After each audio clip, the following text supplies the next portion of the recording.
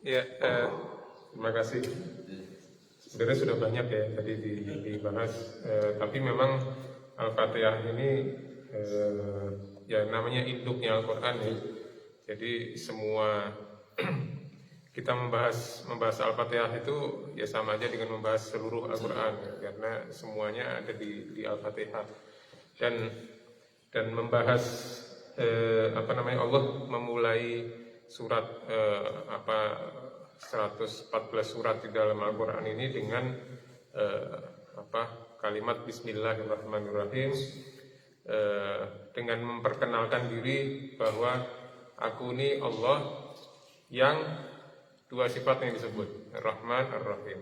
Sebelum menjelaskan yang lain, bahwa kenali dulu bahwa aku ini Allah yang Maha Pengasih Maha Penyayang.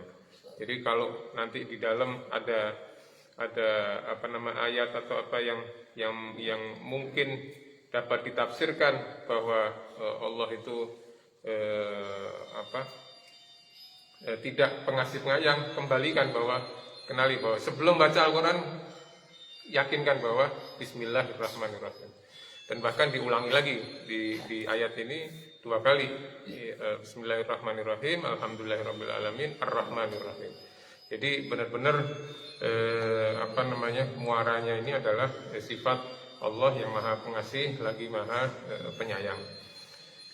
Itu yang penting harus kita camkan ya setiap membaca seluruh ayat Allah Subhanahu wa taala, baik yang qauliyah maupun yang kauniyah yang ada dia.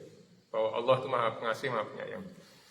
Kemudian yang kedua, bahwa ayat ini ada hal yang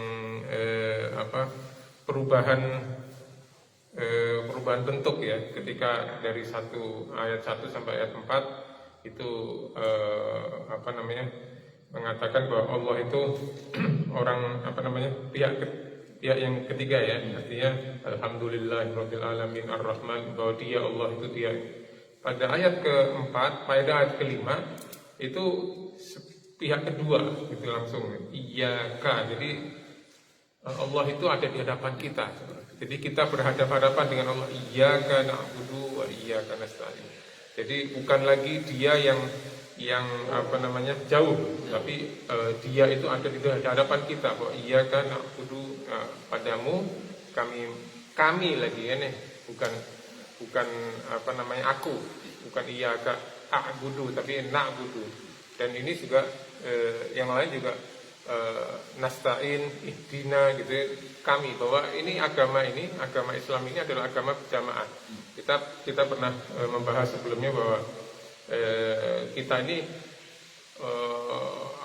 harus berjamaah, perlu saling tolong menolong gitu ya, perlu saling bantu membantu ya dalam kebaikan.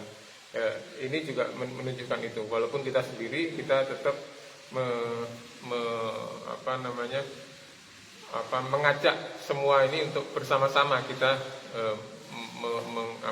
menyembah Allah, menolong karena Allah, berdoa karena Allah dan seterusnya. Dan jamaah ini juga kan membuat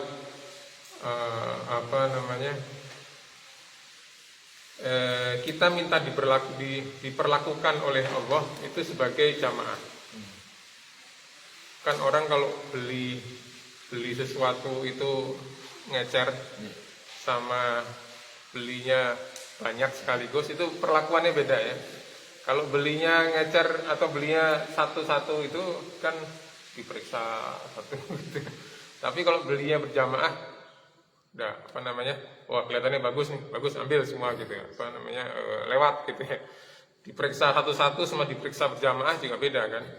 Nah kita itu ingin digabungkan ya pemeriksaannya dengan tadi para nabiyin, siddiqin, syuhada, sholihin. Kita ingin digabungkan. Kita ini enggak soleh-soleh amat. Kita ini bukan syuhada. Kita ini bukan orang-orang apalagi para nabi ya.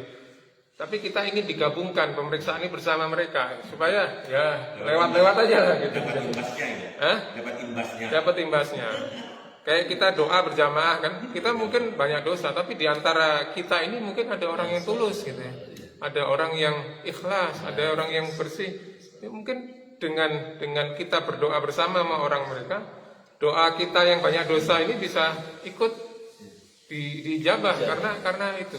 Jadi pentingnya kita berjamaah itu supaya kita ada yang baik ikut baik gitu semua gitu. Kemudian ini juga menarik di sini ihdinas siratal mustaqim bukan ihdina ilas siratal mustaqim. Jadi kalau kita minta petunjuk kepada menuju jalan yang lurus, itu kayak kita misalnya saya nanya ke Pak Arif ke Pasar Baru tuh kemana? Kalau saya mau Pasar Baru, ditunjukin sama Pak Arif ini ke sana, terus belok lewat jalan ini dan seterusnya. Itu petunjuk kan? Petunjuk menuju Pasar Baru. Tapi kalau ihdinas siratal mustaqim itu seperti Pak Arif saya mau Pasar Baru, ayo bareng-bareng sama saya mau Pasar Baru juga. Kan nggak mungkin kesesat ya, karena barengan sama diajak barengan. Jadi ihdinas siratal mustaqim itu bukan hanya ya Allah minta petunjuk jalan menuju jalan lurus, tapi bimbing aku bersamamu untuk ke jalan yang lurus. Jadi ini permintaan yang bukan sekedar minta informasi tunjuk kemana, tapi minta dibimbing bersama Allah ke jalan yang lurus. Siratal ladzina an'amta 'alaihim tadi sudah dibahas juga. Dan ini ada yang menarik di sini yang mungkin saya perlu angkat. Ketika Allah menyebutkan nikmat, di sini disebut anta, engkau beri nikmat. Jadi menegaskan bahwa nikmat itu dariku, dari Allah. Bahwa Allah yang memberikan nikmat. Tapi ketika menyebutkan yang dimurkai, ini dimurkai bukan engkau murkai. Jadi ghairil maghdub alaihim waladdallin. Jadi kalau baik nisbahkan kepada Allah, kalau tidak baik itu dari diri kita sendiri. Al maghdub itu bukan dimurkai itu karena dari diri kita, dari diri manusianya yang menyebabkan dia dimurkai, bukan Allah murkai. Nah ini banyak sekali di ayat yang lain seperti itu juga. Ini pelajaran juga buat kita bahwa segala hal yang baik itu dari Allah dan yang buruk itu karena kita sendiri. Ini kalau tafsir klasik memang di Ibnu Katsir disebutkan al-maghdub itu Yahudi, Dhalin itu Nasrani, tapi sebenarnya itu bisa kena ke semua ya. Artinya dimurkai itu yang sesat itu bisa siapa saja. Jadi kita minta dibimbing oleh bersama Allah supaya kita tidak menjadi orang yang dimurkai dan orang yang sesat. Itu yang mungkin. Terima kasih Bapak.